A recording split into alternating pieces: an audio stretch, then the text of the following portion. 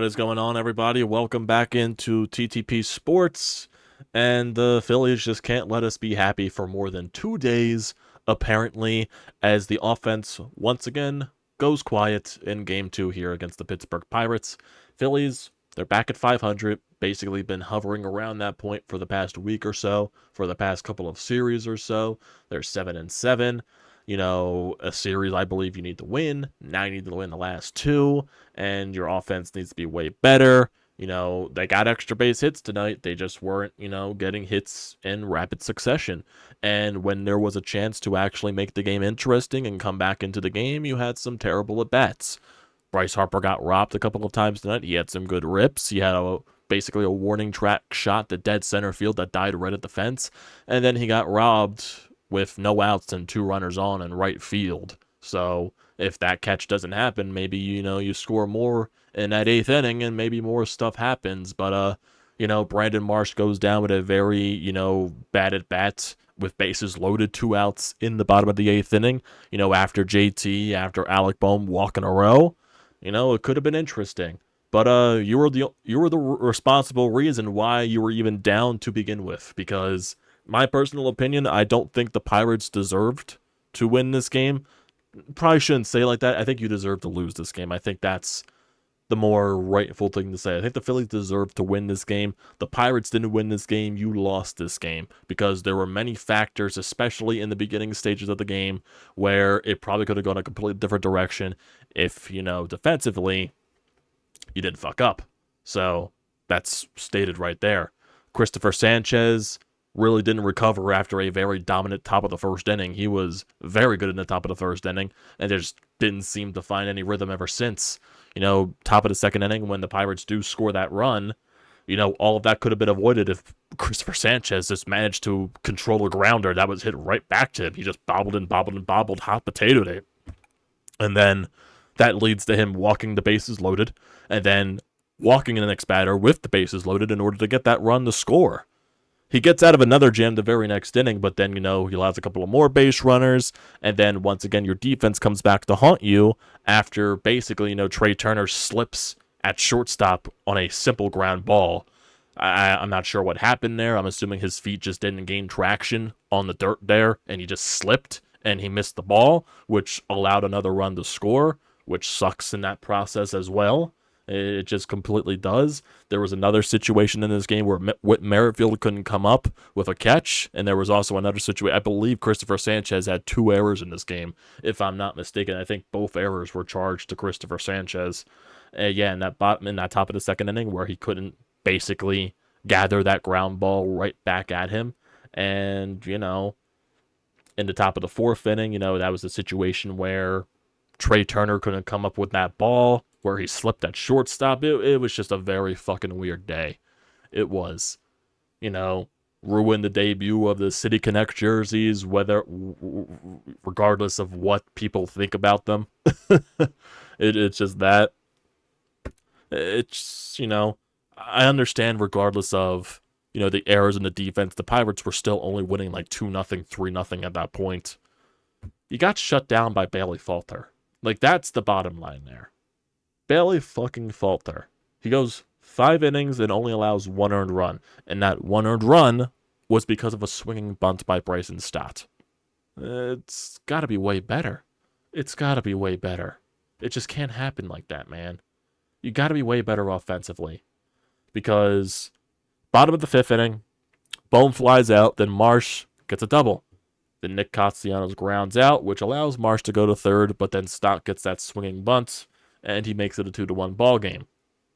Offensively, though, just looking at the lineup and everything like that going down through the rest of the game, bottom of the 6th inning, Bryce Harper had a 2-out double down the left field line. Nothing happened after that with JT after they changed pitchers. And then the top of the 7th inning, they add on another run. That's when Whit Merrifield couldn't make that catch out in left field. And then, Junior Marte's out there on the mound, and he's kind of struggling a little bit, allows a couple of base runners after the Whit Merrifield play, and then him and JT get crossed up with a pitch. The pitch, it was a fastball right down the middle of the plate. I'm assuming JT was expecting off speed and misplayed it, goes off of his wrist, goes to the backstop, runner scores because of it, and there was also a strikeout involved, but, passed ball, wild pitch, whatever you want to call it, and the run scores. Thankfully, JT was okay after that stance, and he was able to stay in the game, but it's just, 3 mistakes there. Got to be way better. Got to be way better. Christopher Sanchez fields that ground ball early in the game. That bases loaded jam doesn't happen. Trey Turner makes that play at shortstop. That other run doesn't score. Whit Merrifield makes that play out in left field in the top of the 7th inning. Maybe all that stuff with Marte doesn't come to, happen. So that's 3 instances where you stabbed your own self in the foot and allowed the Pirates to score there. So that's basically what happened. And with Rob Thompson, I'm not sure why he went to the Marte well 2 times in a row. I understand Marte's been very good to start this season, and he's been a very pleasant surprise. I'm just not sure. Like, maybe that could have been a spot for, maybe a Hoffman, maybe a Strom. Like, are you just trying to give these guys more days of rest? Like, why are you trying to go to the Marte well 2 days in a row?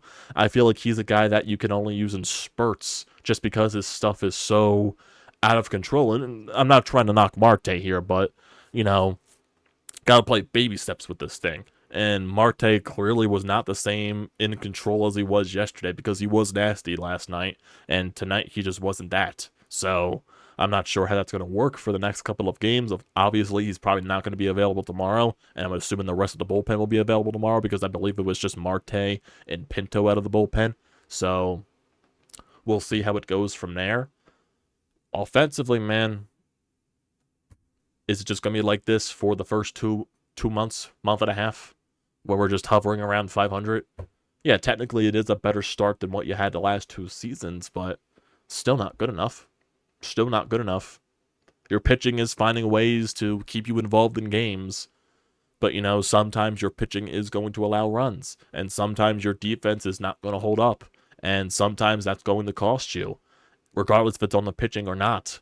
Your offense needs to score. Your offense needs to give your pitching some breathing room, because it feels like every single inning the pitchers have is a stressful inning.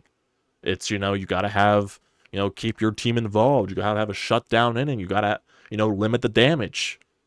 It's when your offense doesn't get on base. It's when your offense, yes, they had 2 extra base hits today, I believe. 3 extra base hits. Still, you're not getting those hits with runners in scoring position. You're still not hitting for power consistently. It needs to change. It needs to get better. And I believe there was a question to Rob Thompson. This was either after the game or before one of these past couple of games, about Nick Castellanos and possibly him getting a day off. And, Rob Thompson says it's a feeling process with everybody in the lineup. And he says Nick Castellanos, he's working hard every day, and he wants to, swing through it, basically, staying in the lineup every day. He wants to swing himself out of this slump. I mean, if there's anybody that probably needs a day off, it's Nick Castellanos. I'm just being honest here. And right now, the Whit Merrifield experiment is not working. I was very, positive with the Whit Merrifield signing, but right now it's just looking like Josh Harrison 2.0, and possibly worse than that, because he cannot get a ball out of the infield as well, worse than Rojas at this point. So I believe he said he was giving Rojas a couple of days off here, so I would expect Johan Rojas back in the lineup tomorrow. Hell, why not? Give Christian Pache a chance in the starting lineup. Like, why not try that? Like, why are we trying to force Whit Merrifield into the lineup right now if he's struggling? Why not try to give Pache a chance? Maybe that could have been something against Bailey Falter. Now, what was the difference? Christian Pache versus fucking Bailey Falter? If Christian Pache was your difference against Bailey fucking Falter, then we have a problem here. Just being honest. Just being honest. But seriously, if you go to that bottom of the 8th inning, Schwarber walks, Trey Turner gets a single, so you get 2 runners on and 1 out, because Whit Merrifield grounded out to start the inning. Bryce Harper gets robbed. They bring in Chapman. Harper, liner to right field, diving catch, makes it 2 outs. And then JT, Alec Boehm draw back-to-back walks, which allows the run to score because bases were loaded at that time. And then Marsh struck out, on a slider. I believe that was right down the middle of the plate. It was just, center cut, hanger. You got to lift the bat off the shoulders there. It just kind of felt like when Chapman was facing the righties, he was less confident. And then once he was facing the lefties, he was just dotting stuff. He was just, should try to hit my shit. That's basically what it felt like from Aroldis Chapman there. And I felt like you let something slip. Then bottom of the 9th inning, Go down 1-2-3. Nick Castellanos, swing basically on pitches outside of the zone, upside of the zone, inside out of the zone, whatever you want to call it. Can't can't describe it, man. I can describe it because it's probably the simplest thing in the world. Throw anything outside of the plate, he'll swing at. Ay ay ay, ay ay ay. Go down 1-2-3 in the bottom of the ninth inning. You gotta win this series. You gotta win this series. You gotta win these last two games. In my personal opinion, I don't care that the Pirates are 10-4. I feel like splitting a series or even losing a series to the Pittsburgh Pirates is unacceptable. It just is. I don't care that they're 10-4. I feel like overall, constructively, you're a better team than the Pittsburgh Pirates. You should have won this game. You should have fucking hit Bailey Falter. You should have fucking hit Bailey Falter. It's not like he was fucking dialed out there. It's fucking Bailey Falter. You can hit him. You can 100% hit him. 100%. 5 innings, 4 hits, 3 strikeouts, no walks. 71 pitches. Dude had an above 5 ERA coming into this game. And then you barely touched the bullpen. Bullpen only gave up 1 run. Christopher Sanchez's night, 4 hits, 2 runs, 1 of those earned, 3 walks, 6 strikeouts. The walks are becoming a problem for Christopher Sanchez, something that was not an issue last season.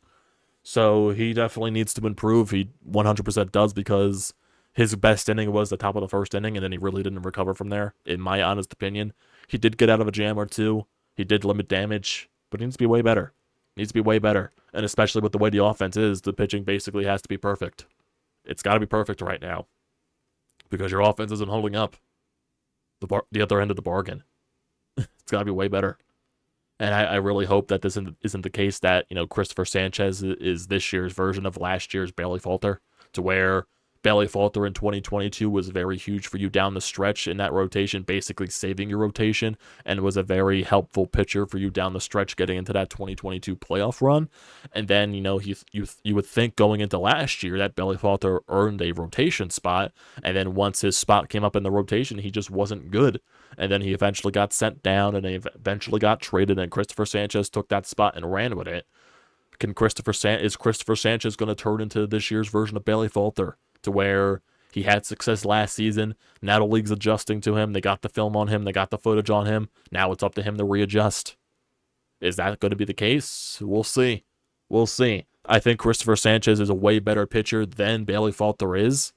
I expect him to be better, because I do think he has a lot of good stuff in his arsenal. But, I just saw some things today that I didn't like from Christopher Sanchez. He let that grounder that he bobbled get to him, to where he was walking so many batters in a row. That just can't happen. Okay, you make a mistake, go make up for it in the next batter. Just don't let it bother you. That's the one thing. You can't let those mistakes bother you. Can't bring it to the mound. Can't bring those mistakes to the plate, because it's just going to fuck up your head. It's what it is. Got to be better mentally there. Got to have strong fortitude in your mind after you make a mistake, to have the just the mindset of, okay, that's on me, I'll get myself out of this. Okay, don't worry guys, you made a mistake, I got you, I got your backs.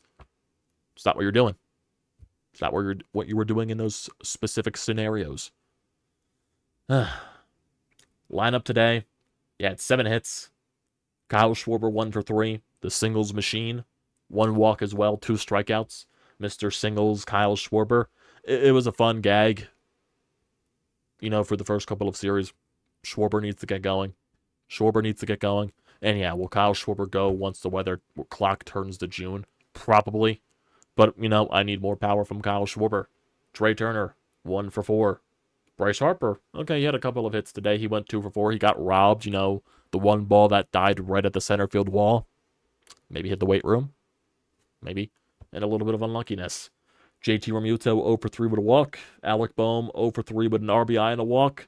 Brandon Marsh 1 for 4 with a double. Nick Castellanos 1 for 4. Bryson Stott 1 for 4. And Whit Merrifield 0 for 4 with a 120 batting average. Just look at some of the batting averages on this team right now.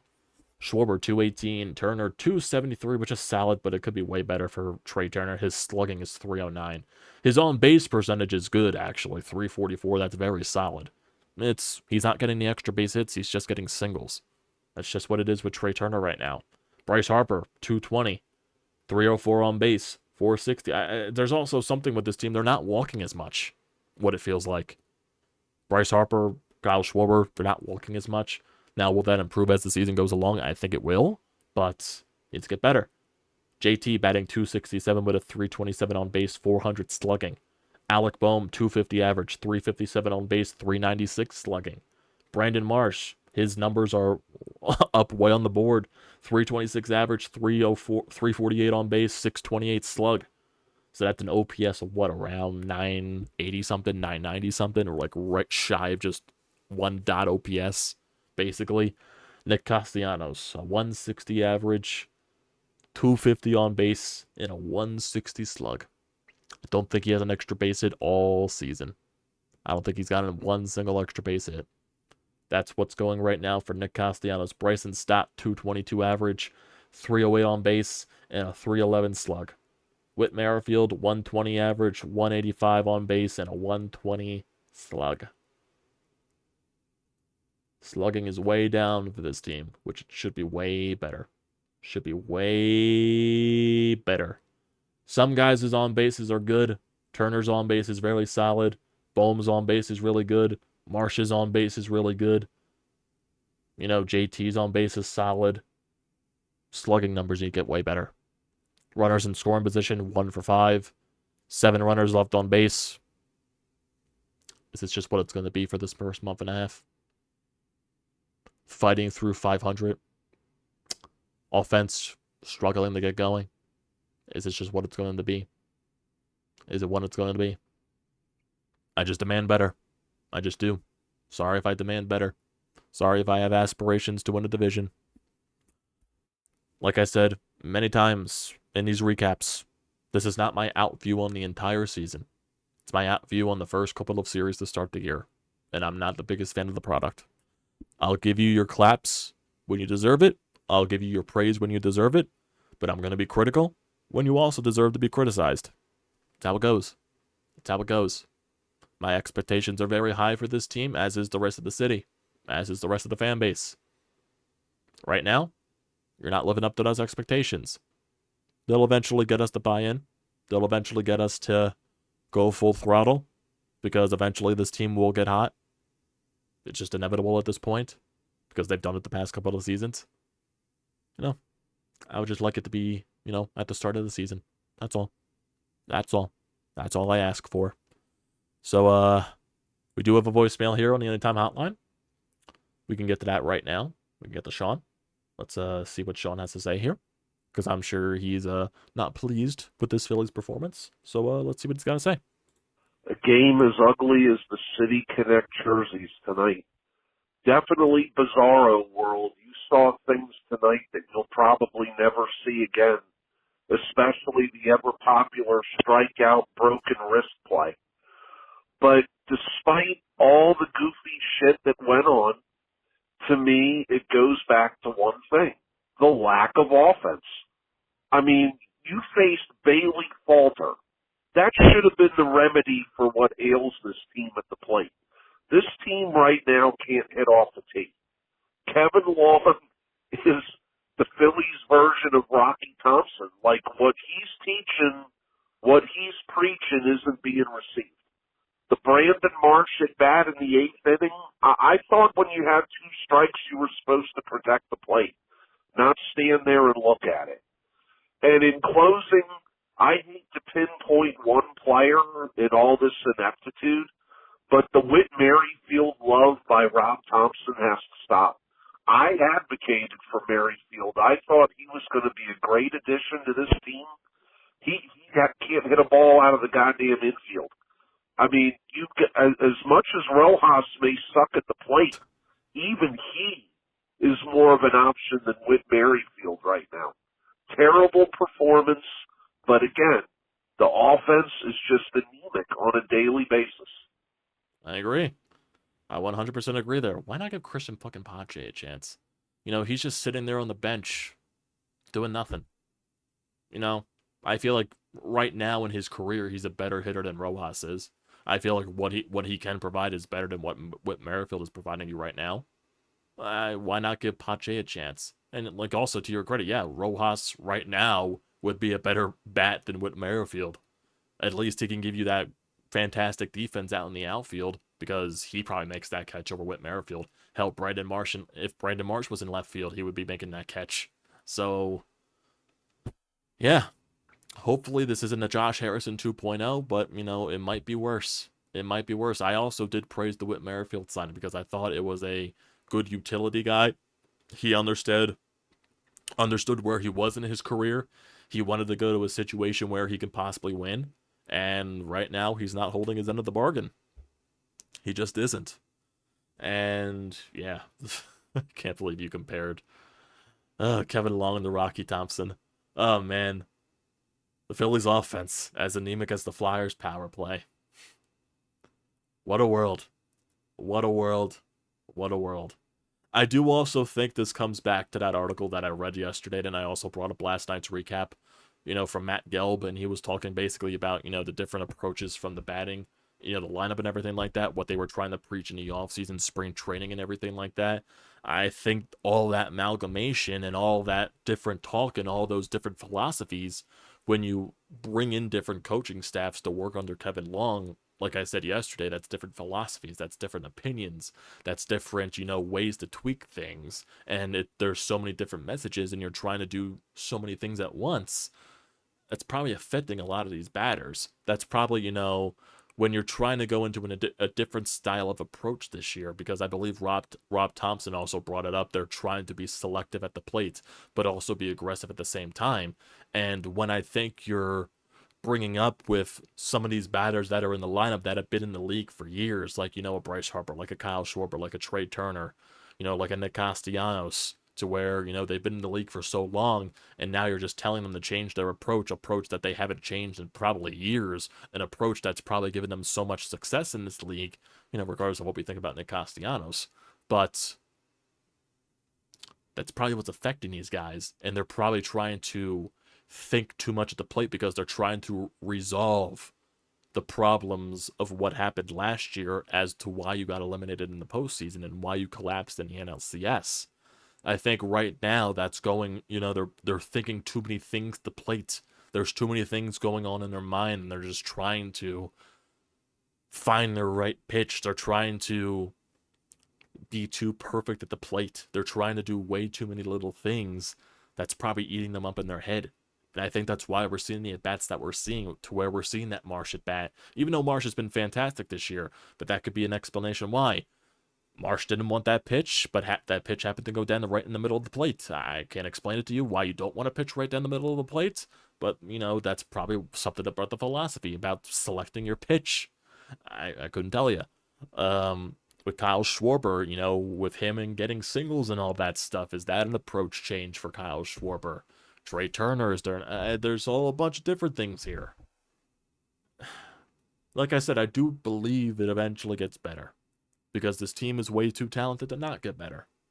And like I said many times, this is not my full overview of what this season is going to be in the future. I'm just judging the right now. And I'm not a fan of the product right now. I'll get more frustrated if you lose these next 2 games to the Pirates, because this is a homestand where you need to get wins. This is a homestand where you need to win series. Pittsburgh, Colorado, Chicago White Sox. You got to win these series. You got to get your offense going. Your pitching is holding up the bargain most of the time. Majority of the time. Your offense has got to get going. And this Pittsburgh Pirates team, I feel like they're a very beatable bunch, regardless of what their record says to start the season. Very young team. You saw what Ranger Suarez did to them yesterday. Now you're going to have Spencer Turnbull on the mound tomorrow. And who is he going up against? Who is he going up against? He will be going up against Marco Gonzalez. Marco Gonzalez is 0-0 with a 2.45 ERA. 11 innings pitched. In his last 2 starts to start the season, he pitched 5 innings against the Nationals. 4 hits, 1 earned run allowed, 2 walks, 2 strikeouts. Then he pitched 6 innings against the Baltimore Orioles. 5 hits, 2 earned runs, 4 strikeouts. So for him, he's been solid to start the year. And it's another lefty on the goddamn mound. Fucking Pirates have so many goddamn lefties in their goddamn pitching arsenal. They had so many lefties in their fucking bullpen. It's ridiculous. It's absolutely ridiculous. Honestly, I wouldn't be shocked if we see Marsh or Stott have a day off tomorrow, just because they shouldn't be, but I just have that feeling. I just have that feeling. That's just me. And then we're also gonna have Spencer Turnbull on the mound tomorrow. He's been fantastic in his first 2 starts. Hasn't allowed a run yet. 13 strikeouts, 1 walk, only 5 hits allowed. Can he continue his masterclass? We'll see. We'll see. And then Sunday, you're gonna have Zack Wheeler on the bump up against Mitch Keller. Gotta win this series. Splitting or losing this series is unacceptable. It is very unacceptable because after this, you play the Chicago White Sox and the Colorado Rockies. 6 straight games after that to finish off the homestand. And then to close out the month of April, you got a long road trip. 4 games in Cincinnati, 3 games in San Diego, and 3 games in Los Angeles to face the Angels. Gotta do your job. Gotta do your job. And you're playing that same Cincinnati team that you lost the series to in Philadelphia. Just saying. Just saying. So, yeah. Not a happy camper today. Just in my opinion. Just in my opinion, not happy. I expect better from this team, and they're not showing me better. So, that'll do it for today's episode, everybody. Sorry that it's so late. You know, I was at the game tonight and got home a little late because I went to go eat food after with my father at Chickies and Pete's, so that explains why this video is up so late. But I appreciate you tuning in regardless, so don't forget to leave a comment in the comment section down below. Don't forget to drop a like. Don't forget to hit that subscribe button. It does me a great deal of service. Also use the code TTPSPORTS, $20 off your first purchase at SEATGEEK. Great deal. Don't pass it up. In terms of tomorrow's recap, Phillies and Flyers. Phillies are at 4 o'clock. Flyers are at 5 o'clock. And I'll be at the Flyers game, so I probably won't be able to tune into the Phillies that much. I'll probably just have to scoreboard watch, basically. So in terms of that recap, I'm not sure what's going to happen tomorrow. We'll play it by ear and see what happens. So you'll see something pop up in your subscription feed tomorrow. Just wait and see for what happens. If I have to postpone it to Sunday and recap Saturday and Sunday together, if that happens to be the case, I'll do that. Like I said, you'll see something pop up in your subscription feed or you'll see something pop up on Twitter. So thank you guys for tuning in tonight. I'll see you next time.